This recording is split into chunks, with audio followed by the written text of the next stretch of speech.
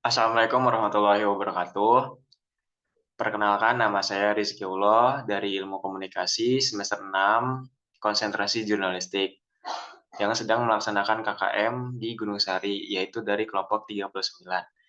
Di sini saya akan sedikit menjelaskan tentang dasar-dasar jurnalistik.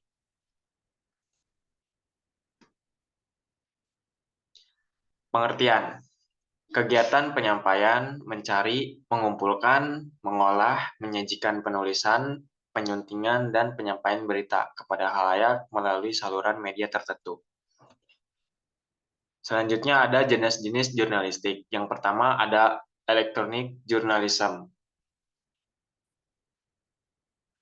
Electronic journalism adalah proses jurnalistik di media seperti radio, televisi, dan film. Yang kedua ada online journalism, yaitu adalah penyebar luasan informasi media melalui situs website, berita, atau portal berita melalui media internet, media online, dan media cyber. Dan yang ketiga ada electronic journalism, adalah proses jurnalistik di media seperti radio, televisi, dan film. Selanjutnya masuk ke dalam jenis-jenis berita, yaitu ada 5. Yang pertama, ada berita langsung atau straight news. Berita langsung atau straight news adalah laporan peristiwa yang ditulis secara singkat, padat, lugas, dan apa adanya. Ditulis dengan gaya memaparkan peristiwa dalam keadaan apa adanya, tanpa ditambah dengan penjelasan, apalagi interpretasi. Berita langsung dapat dibagi menjadi 2 jenis, yaitu berita keras atau biasa yang disebut sebagai hard news, dan ada berita lembut atau biasa disebut berita soft news. Dan yang kedua ada berita penyelidikan atau investigasi news. Berita penyelidikan atau investigasi news adalah berita yang diperoleh dan dikembangkan berdasarkan berita penelitian atau penyelidikan dari berbagai sumber. Disebut pula penggalian karena wartawan menggali informasi dari berbagai pihak, bahkan melakukan penyelidikan langsung ke lapangan. Bermula dari data mentah dan berita singkat. Umumnya berita investigasi disajikan dalam format tulisan feature. Selanjutnya ada berita mendalam atau depth news. Berita mendalam atau depth news adalah berita yang merupakan pengembangan dari berita yang sudah muncul, dengan pendalaman hal-hal yang ada di bawah suatu permukaan, bermula dari sebuah berita yang masih belum selesai pengungkapannya, dan bisa dilanjutkan kembali atau mengalami follow-up system. Pendalaman dilakukan dengan mencari informasi tambahan dari narasumber atau berita terkait. Selanjutnya ada berita khas atau biasa disebut feature news.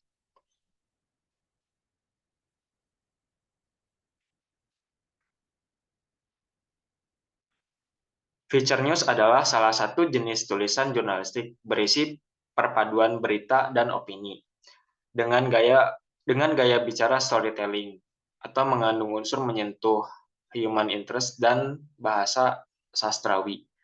Dan selanjutnya ada berita gambar atau foto news. Berita yang menjelaskan tentang suatu kejadian melalui foto yang telah di-share di media massa, seperti foto kecelakaan, ataupun foto olahraga, dan lain-lain. Selanjutnya ada bahasa jurnalistik, yaitu mempunyai 5 bahasa. Yang pertama, komunikatif. Yang kedua, ada spesifik. Yang ketiga, ada jelas-jelas dan bermakna. Yang keempat, ada tidak bertele-tele. Dan yang terakhir adalah ringkas. Masuk ke dalam kode etik jurnalistik. Di sini ada 4 kode etik jurnalistik. Yang pertama, wartawan Indonesia bersikap independen atau menghasilkan berita yang akurat, berimbang, dan tidak beretikat buruk. Dan yang kedua ada wartawan Indonesia menempuh cara-cara profesional dalam melaksanakan tugas jurnalistik. Dan yang ketiga, wartawan Indonesia selalu menguji informasi, memberitakan secara berimbang, tidak mencampurkan fakta dan opini yang menghakimi, serta menerapkan asas praduga tidak bersalah. Dan yang terakhir ada wartawan Indonesia tidak membuat berita bohong atau hoax, fitnah, sadis, dan cabul. Masuk ke dalam unsur-unsur berita. Unsur-unsur teks berita.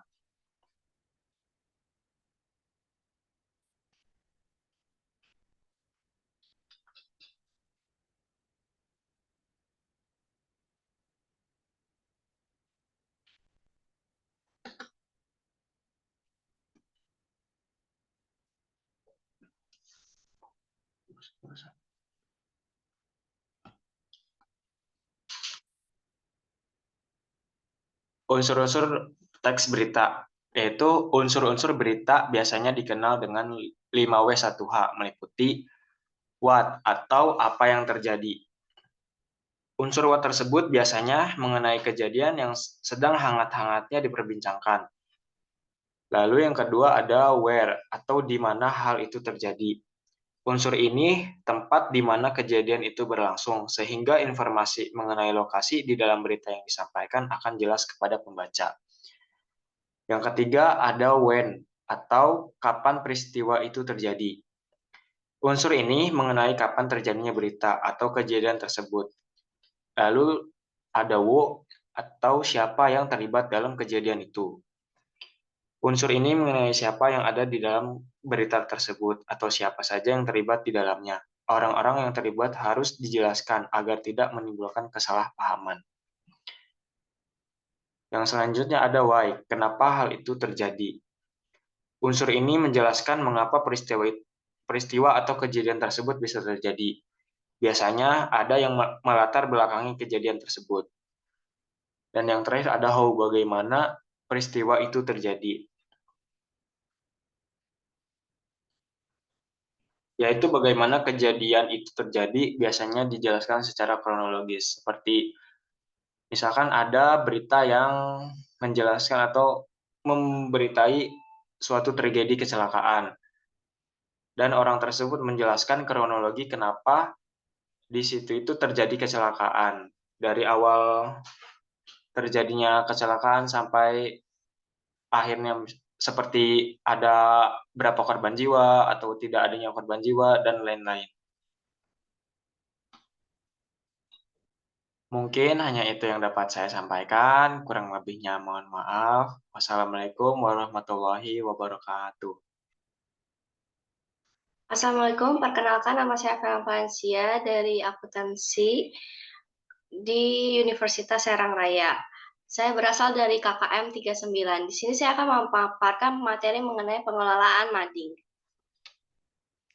Apa sih itu mading? Mading atau disebut juga dengan majalah dinding sekolah secara sederhana dapat diartikan sebagai salah satu sarana bagi penghuninya, yaitu siswa atau juga guru untuk menyalurkan bakat dan minat di bidang tulis-menulis.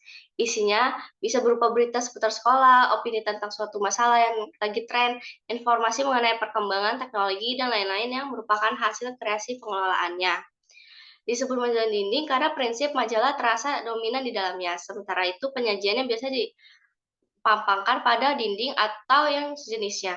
Bahan-bahan yang biasa disajikan dalam mading itu bisa berupa tulisan, gambar, atau kombinasi dari keduanya. Nah, fungsi mading ini apa sih? Nah, fungsi mading sini adalah siswa dapat dilatih mengenal berbagai ragam bahasa yang digunakan. Bahasa majalah melalui rubrik. Rubrik tersebut misalnya rubrik jurnalistik, opini, hiburan, humor, dan sebagainya. Siswa juga dapat dilatih memahami baca melalui kegiatan membaca, keterampilan menyusun tanggapan secara tertulis. Jadi di sini siswa dilatih untuk mengembangkan apa yang mereka baca gitu, dan menyusun tanggapan dari apa yang mereka baca secara tertulis. Dan juga ada siswa dapat dilatih menganalisis berbagai jenis kesalahan bahasa yang digunakan, terutama pada rubrik opini. Di sini siswa dilatih untuk mengkoreksi, melihat tulisan-tulisan tersebut apakah ada kesalahan bahasa, apakah bahasanya sudah sesuai dengan Kamus Besar Bahasa Indonesia atau belum gitu. Di sini juga fungsi yang terakhir ialah siswa dapat mengembangkan kosakata. Dimana dengan melalui mading ini, siswa dilatih untuk mencari kosakata-kosakata baru untuk mengembangkan mading yang sedang mereka kembangkan. Nah, tujuan dari mading itu apa sih? Satu, sebagai media komunikasi. Kenapa disebut sebagai media komunikasi? Karena majalah dinding yang dipasang di perpustakaan sekolah merupakan media komunikasi yang termurah untuk menciptakan komunikasi antar warga sekolah. Pemasangan majalah dinding merupakan komunikasi yang praktis, mengingat bahan dan volume tulisan dapat diatur secara elastis, disesuaikan dengan tema dan kondisi atau keperluan yang aktual. Nah, yang kedua itu sebagai media kreativitas, di mana melalui karya tulis pada majalah dinding dapat memberikan manfaat ganda, yaitu dari sisi penulis, majalah dinding merupakan tempat untuk mencurahkan berbagai macam ide, beragam gagasan, pikiran, daya cipta, bahkan fantasi, yang menggiring perkembangan jiwanya melalui penyaluran dan media untuk menuangkannya. Oleh sebab itu, majalah dinding merupakan wadah kreativitas bagi siswa karena didukung oleh sifatnya yang mudah dilaksanakan.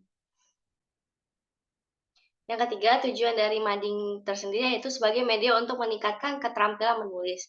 Di mana maksud di sini adalah melalui majalah dinding, setiap siswa memiliki kesempatan yang sama untuk melatih diri dalam membuat tulisan.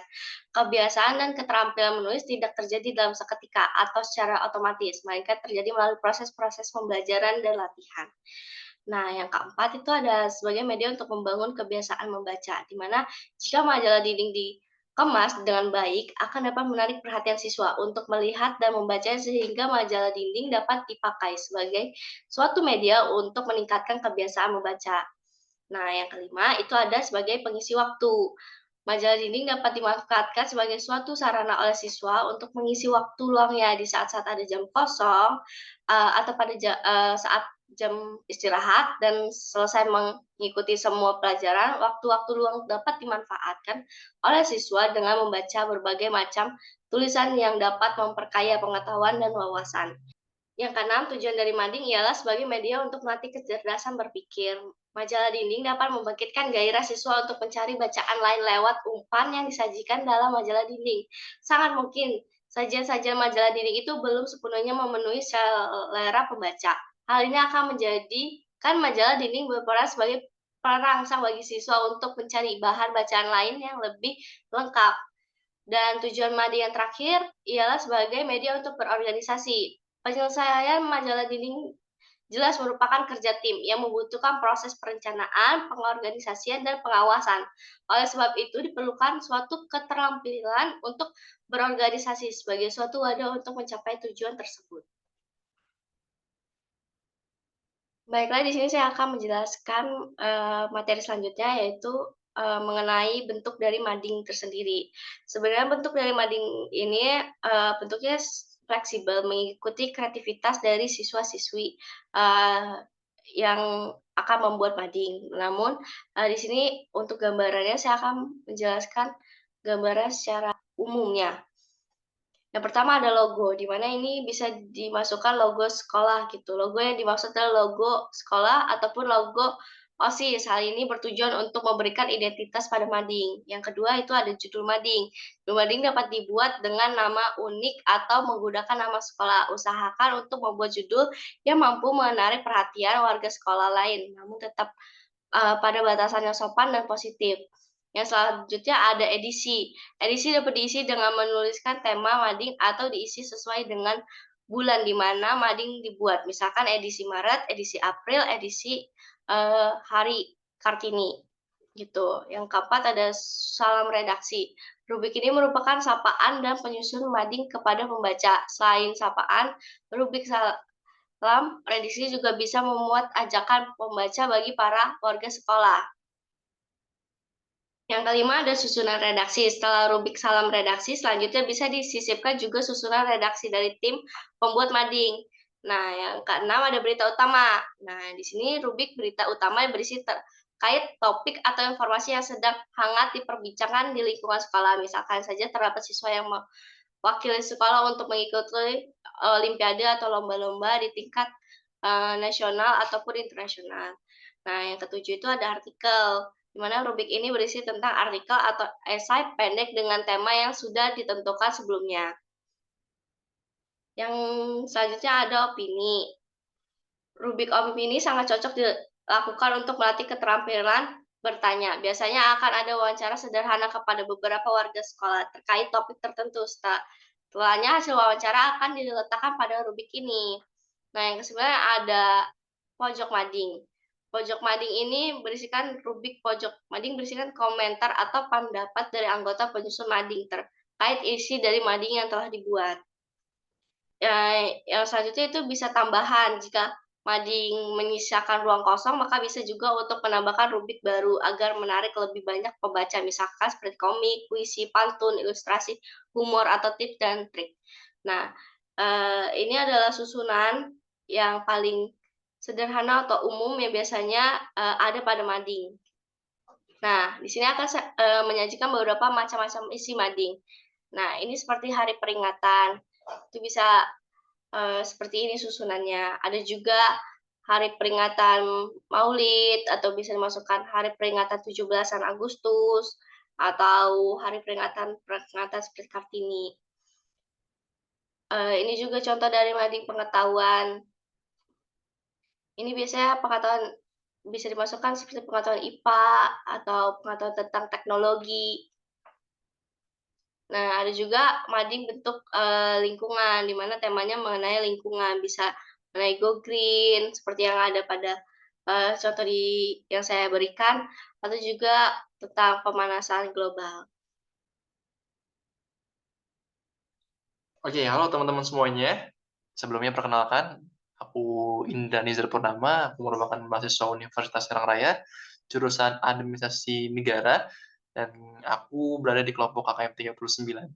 Nah, teman-teman tadi sudah mendapatkan materi mengenai mading itu seperti apa, dan sekarang teman-teman akan mendapatkan materi mengenai cara pengelolaan mading. Nah, mungkin teman-teman sudah tidak asing lagi dengan apa sih artinya pengelolaan. Pasti teman-teman sangat familiar ya namanya pengelolaan itu apa sih gitu tuh. Sederhananya pengelolaan itu kalau misalkan Kakak coba ambil contoh ya, misalkan teman-teman pasti kan suka dengan makanan kan. Nah, teman-teman misalnya suka apa nih? Misalkan suka kue atau suka ayam, suka daging gitu kan, suka ikan. Nah, kalau misalkan makanan itu nggak diolah, pasti rasanya nggak enak kan. Nah, sama dengan mading. Kalau mading ini nggak dikelola dengan baik, nggak ada hal dilakukan pengelolaan yang baik, nah sama mading juga tidak bakal bagus gitu loh. Nggak bakal indah kelihatannya dan informasi yang diberikan di mading tersebut tidak bisa disampaikan dengan baik. Nah, oleh karena itu pentingnya pengelolaan mading. Nah, di sini akan membagikan tips sederhana bagaimana cara pengelolaan mading yang baik dan benar. Nah, tolong disimak ya teman-teman semuanya. Nah, jadi teman-teman, pengelolaan mading sendiri itu adalah merupakan suatu proses yang diawali dari perencanaan, pengorganisasian, pengendalian, dan pengawasan untuk mencapai tujuan yang diinginkan secara efisien dan efektif. Nah, mungkin teman-teman di sini bingung, apa sih Kak namanya efektif dan efisien? Nah, efektif ini teman-teman itu adalah ketika teman-teman mampu mencapai tujuan atau hasil yang diinginkan dengan tepat waktu. Nah, sedangkan efisien, teman-teman bukan hanya mendapatkan hasil atau tujuan yang diinginkan, tetapi juga teman-teman dalam melakukan atau mencapai tujuan tersebut itu dengan biaya yang sangat sedikit atau dengan biaya yang murah. Nah, disitulah pentingnya pengelolaan. Pengelolaan ini tadi Kakak bilang adalah merupakan proses yang sangat panjang, teman-teman. Ada organisasi, ada pengendalian, ada pengawasan gitu loh. Itu semua untuk mencapai tujuan yang diinginkan. Nah, tujuannya seperti apa sih? Kan tujuannya itu untuk mading yang teman-teman buat itu bisa terlaksana dengan baik, terwujud dengan baik, terimplementasikan dengan baik. Oleh karena itu, pentingnya pengelolaan mading. Nah, di sini Kakak akan menjelaskan satu persatu. Bagaimana sih step by step atau caranya dari pengelolaan mading? Yang pertama itu adalah manajemen organisasi. Nah, bagian ini dipimpin oleh seorang pemimpin umum, dibantu oleh beberapa bagian atau seksi seperti bagian administrasi, keuangan, sponsorship, dan lain sesuai dengan kebutuhan mading. Tugasnya adalah untuk membantu kelancaran penerbitan mading sesuai periode terbit. Bidang inilah yang mengatur keuangan, administrasi, sponsorship, dan segala tetek bengek yang tidak berhubungan secara teknis dengan keredaksian. Nah, jadi teman-teman ketika ingin melakukan pengelolaan mading yang baik itu harus ada manajemen organisasi. Nah, teman-teman harus bikin dulu tuh organisasinya yang dimulai dari ada pemimpin, kemudian ada seksi atau bagian atau divisi seperti administrasi, keuangan, sponsorship. Tujuannya itu untuk membantu teman-teman semua bisa melaksanakan mading dalam pengelolaannya dengan baik gitu loh. Karena teman-teman itu sangat butuh sekali namanya manajemen organisasi. Teman-teman harus butuh organisasi untuk melakukan pengelolaan mading yang baik gitu loh. Teman-teman pasti akan butuh namanya dana dalam melakukan atau meliput suatu berita, teman-teman juga butuh surat menyurat gitu loh, untuk, bisa masuk ke bagian-bagian tertentu, misalkan di instansi-instansi terkait supaya mendapatkan berita. Nah, itu semua dilakukan di manajemen organisasi. Jadi teman-teman sangat-sangat harus membuat dulu yang namanya manajemen organisasi. Nah, selanjutnya setelah udah manajemen organisasi dibentuk, ada manajemen redaksional. Nah, bagian redaksional ini merupakan bagian yang mengurus materi pemberitaan mading. Bagian ini dipimpin seorang pemimpin redaksi yang bertanggung jawab atas pekerjaan yang terkait dengan pencarian dan pelaporan berita. Bagian ini senantiasa disibukkan dengan rapat yang menentukan informasi layak dan tidak layak disiarkan. Nah, strukturnya adalah yang pertama ada pemimpin redaksi, ada redaktur pelaksana, ada redaktur dan reporter. Jadi, tadi ada manajemen organisasi yang mengurus bagian administrasi, keuangan, dan sponsor. Selanjutnya ada manajemen redaksional. Nah, tugasnya ini manajemen redaksional itu adalah pencarian berita, teman-teman. Jadi, ketika teman-teman sudah menentukan topik, nah kan pasti teman-teman pasti sudah sering banget gitu kan mendengar berita. Nah, berita kan pasti banyak banget, permasalahan yang ada di Indonesia ini pasti banyak banget. Teman-teman harus bisa memilih berita itu. Nah, ketika, teman-teman ingin mengolah berita itu, teman-teman harus adanya manajemen redaksional supaya berita atau fenomena atau permasalahan yang teman-teman ingin angkat itu bisa terseleksi dengan baik, bisa diatur dengan baik supaya tadi penerbitan dari mading tersebut teman-teman bisa terlaksana dengan baik sesuai dengan periode yang sudah ditetapkan, supaya lebih rapi, lebih teratur gitu loh. Makanya ada manajemen redaksional. Teman-teman juga ketika ada manajemen redaksional, teman-teman tahu nih, mana sih berita yang bisa diangkat, mana sih berita yang tidak bisa diangkat. Teman-teman bisa menyeleksi atau memilih dari bagian-bagian dari, berita-berita yang ingin teman-teman liput. Oke, selanjutnya itu ada perencanaan redaksi. Nah, perencanaan keredaksian ini dapat dimulai dari perencanaan liputan yang bisa bersumber dari reporter, redaktur pelaksana, atau bahkan pemimpin redaksi. Perencanaan tersebut ditentukan dalam sebuah rapat yang disebut rapat redaksi. Dalam rapat bersama tersebut akan terungkap hal-hal seperti yang pertama, ide atau gagasan liputan, kedua, penentuan angle atau sudut pandang dari topik, dan ketiga, pembagian tugas, siapa jurnalisnya, siapa narasumbernya, berapa biayanya, perlu foto pendukung atau tidak, dan deadline. Nah, jadi kita juga namanya pengelolaan itu harus jauh dengan perencanaan. Nah, perencanaan ini penting teman-teman, supaya teman-teman bisa lebih teratur, bisa lebih secara rapih gitu ya dalam melakukan pengolahan mading gitu loh teman-teman, harus adanya dilakukan perencanaan. Perencanaan ini dimulai dari rapat dulu teman-teman. Jadi teman-teman bisa rapat, oleh setiap divisinya, kemudian menentukan ide apa sih yang ingin kita liput, ide apa sih yang ingin kita angkat. Nah, di situ teman-teman bisa mendiskusikan kepada tim-tim yang ada di organisasi. Kemudian juga ingin melihat dari mana sih sudut pandang berita ini mau diangkat gitu loh, apakah dari kebijakan, dari hukum, dari politik, dari kesehatan, atau dari lingkungan. Itu bisa teman-teman. Kemudian juga harus adanya pembagian tugas, siapa sih yang nanti akan jadi jurnalisnya, siapa yang dari narasumbernya, perlu apa lagi sih yang akan dilakukan untuk peliputan berita itu adanya di perencanaan redaksi dan deadline. Nah, kita juga harus menentukan nih teman-teman waktunya, sampai batas kapan sih peliputan ini bisa dilaksanakan, sampai kapan sih mading ini bisa dibuat gitu loh, supaya pengelolaan mading tersebut lebih teratur, lebih rapi, lebih sistematis, dan lebih baik kelihatannya. Lanjut, ini kemudian setelah ada perencanaan, kita langsung ke peliputan. Peliputan ini tahap di mana teman-teman ini akan terjun langsung ke lapangan. Nah, di mana sebelum teman-teman terjun atau melakukan peliputan, ada beberapa hal yang harus dipersiapkan. Yang pertama, persiapan reporter, di mana yang akan menjadi reporter itu harus memiliki pemahaman yang baik dulu. Pemahaman mengenai masalah, mengenai peraturan perundang-undangan, hukum, dan lain sebagainya. Selain pemahaman mengenai topik yang ingin dibahas, teman-teman yang akan menjadi sebagai reporter juga harus menyiapkan alat-alat untuk meliput beritanya. Seperti ada tape recorder, alat tulis-menulis, seperti notebook dan lain-lainnya, kamera, alat tulis yang lainnya. Itu sangat-sangat diperlukan untuk meliput suatu berita atau fenomena yang terjadi. Kemudian sumbernya. Nah, sumber ini teman-teman bisa didapatkan dari mana saja. Kita tahu, kita, memiliki HP, kita ada di masa akses internet itu sangat begitu cepat, akses informasi itu sangat mudah didapat.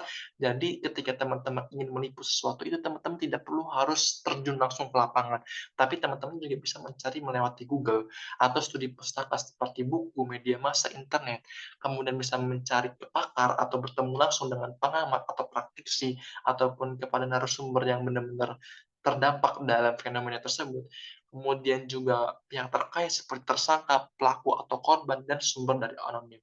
Nah, setelah sumber, kemudian teman-teman juga harus melakukan wawancara untuk mendapatkan berita supaya dimuat di mading. Nah, dalam melakukan wawancara itu ada etikanya teman-teman, di mana kita ketika teman-teman itu melakukan wawancara, teman-teman harus memperkenalkan diri, teman-teman itu dari mana, teman-teman itu siapa, gitu ya. Teman-teman itu berasal dari mana gitu, supaya narasumber juga percaya gitu loh bahwasannya kita merupakan reporter untuk mencari berita. Kemudian juga berita harus diperoleh secara etis dan terbuka. Ketika teman-teman jadi reporter, teman-teman itu harus benar-benar transparan atau terbuka mengenai berita, tidak boleh ditutupi dan juga harus netral, tidak boleh berpihak kemanapun gitu ya. Dan wawancara itu bisa dilakukan melalui telepon. Nah, selanjutnya nah, kemudian ada rubrikasi, teman-teman. Nah, rubrik ini merupakan sebuah tema yang akan disampaikan dalam mading, dengan secara singkat dan menarik dapat berisi informasi yang membuat seseorang tertarik untuk membacanya. Nah, adapun jenis-jenis rubrik yang ditampilkan dalam mading pada umumnya menyangkut yang pertama ada berita sekolah, ada mengenai terkait dengan ilmu pengetahuan dan teknologi, kemudian ada surat pembaca, ada future atau misalkan tentang lingkungan, ada cerpen, ada puisi, dan banyak sekali jenis dari rubrik itu ya, teman-teman bisa memilih itu semua. Lanjut, kemudian ada jadwal terbit. Seperti yang sudah disampaikan teman-teman bahwasannya pengolahan money itu perlu adanya periodisasi supaya penerbitan maling itu bisa lebih teratur, lebih rapih lagi. Kan nggak mungkin teman-teman dalam satu hari, bisa menerbitkan 5 sampai 10. Nah, itu harus diatur teman-teman, supaya semua orang atau semua divisi bisa menerbitkan beritanya dengan teratur, dengan rapi, dengan sistematis gitu loh. Makanya ada jadwal terbit. Jadi, mading mempunyai jadwal terbit atau periode terbit dapat bersifat mingguan atau bulanan. Nah, periodisasi ini terbit harus dilakukan secara konsisten. Artinya kalau memilih jadwal terbit mingguan, maka setiap minggu harus ditentukan tuh harinya apa gitu loh. Misalkan dalam satu minggu teman-teman pengen hari Senin atau hari Jumat, nah itu harus di hari itu teman-teman terbit. Nah, dan ketika pada hari yang berbeda, waktunya yang berbeda, nah isi mading pun itu juga harus berbeda supaya ada kebaruan dari isi mading teman-teman semua. Nah, pemilihan jadwal dan periode terbit dilandasi oleh kemampuan pengelola dalam memenuhi besaran halaman yang ada pada mading. Ukuran mading harus disesuaikan dengan jumlah personil pengurus. Jadi, teman-teman juga dalam menentukan jadwal terbit harus disesuaikan dengan kemampuan teman-teman. Teman-teman mampu nggak sih kalau misalkan dilakukan penerbitan dalam waktu mingguan atau bulanan. Itu tergantung dari kemampuan teman-teman semuanya. Selanjutnya, itu mengenai tata letak atau layout. Nah, penataan mading atau disebut layout sangat penting karena bertujuan untuk menarik minat membaca. Boleh jadi isi beritanya itu biasa aja teman-teman, tetapi karena layout yang bagus, yang menarik, maka pembaca juga akan tertarik untuk membaca materi yang ditampilkan di mading. Nah, ada pun unsur-unsur yang perlu diperhatikan dalam layout mading. Yang pertama adalah bentuk fisik mading, seperti ukurannya, bahan yang digunakan seperti apa. Itu juga harus ditentukan oleh teman-teman supaya bisa menarik pembaca. Kemudian iklan yang akan dimuat seperti jumlahnya, ukuran dan gambarnya. Kalau misalkan terlalu besar atau terlalu banyak juga tidak baik teman-teman. Jadi harus seprofesional mungkin, seproporsional mungkin. Kemudian ada berita atau pendapat dari ukurannya gitu loh, dari berita ini ukurannya berapa panjang sih gitu loh. Buatlah sederhana dan semenarik mungkin. Kemudian ada gambar, ada huruf, ada line tebal, tipis, atau putus-putus, atau titik, itu semuanya harus ditampilkan. Dan warnanya gitu loh. Kalau bisa warnanya itu yang benar-benar eye-catching teman-teman, ataupun yang benar-benar menarik mata gitu loh, supaya pembaca yang lewat itu benar-benar langsung tertuju kepada mading yang dibuat oleh teman-teman. Selanjutnya, nah, ketika sudah dilakukan semua tahapan, teman-teman juga harus butuh yang namanya evaluasi. Nah, setiap mading selesai diterbitkan, maka segenap pengelola harus segera melakukan evaluasi. Dalam evaluasi itu akan dilihat apa saja sih yang kurang dalam mading, apa saja sih yang kurang dari tampilan ataupun layout dalam mading tersebut, sehingga ketika ada suatu hal yang kurang itu bisa menjadi perbaikan. Dan ketika sudah melalui perbaikan, itu mading tersebut bisa disempurnakan dengan baik gitu loh. Nah, pengalaman ini juga wajib memperhatikan saran dan kritik dari pembaca sebagai bahan evaluasi. Teman-teman juga harus terbuka, harus menerima saran dan kritik supaya mading yang teman-teman kelola itu bisa berkembang lebih baik dan bisa terus berkembang lebih baik. Nah, mungkin itu saja teman-teman pembahasan dari mading dan pengolahan mading. Kakak harapkan teman-teman di sini bisa menyimak dan bisa memahami materi yang sudah diberikan. Harapan Kakak pengolahan mading yang dilakukan oleh tim GLS ini bisa berkembang lebih baik lagi, bisa lebih bagus lagi, pengelolaannya bisa lebih rapi lagi gitu loh. Jadi Kakak sangat-sangat mengharapkan itu semua. Pokoknya terima kasih untuk teman-teman semuanya. Kurang lebihnya mohon maaf. Wassalamualaikum warahmatullahi wabarakatuh. See you.